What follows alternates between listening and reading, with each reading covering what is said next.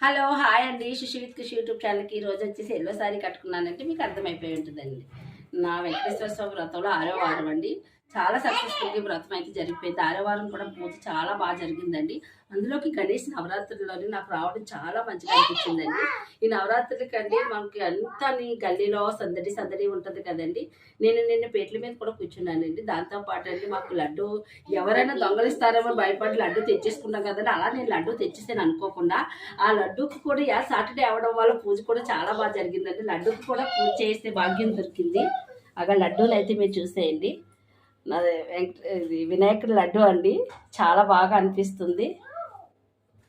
ఇలాగ శనివారాలు వ్రతం చేసుకోవడం వల్ల చాలా మంచిగా అనిపిస్తుంది.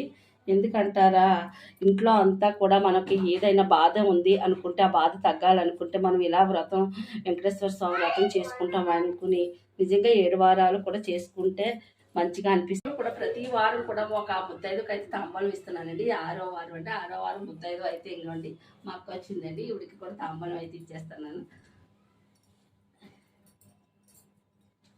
ఇలాగా నన్ను ఆశీర్వదిస్తూ పసుపు కుంకాలతో చల్లగా ఉండాలని అందరూ కూడా మీ ఆశీర్వాదాలు కూడా నాకు తగలాలండి. చాలా మంచిగా అనిపిస్తుందండి.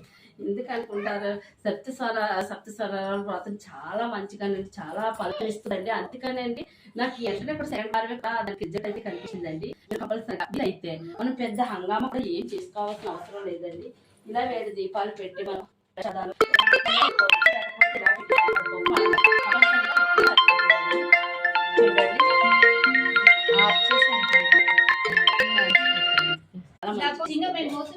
ఓకేనండి. మీకు ఈ వీడియో నచ్చినట్లయితే షేర్ చేసి లైక్ చేసి కొత్తగా చూసిన వాళ్ళైతే సబ్స్క్రైబ్ చేయండి. ఓకేనండి. బాయ్ అండి.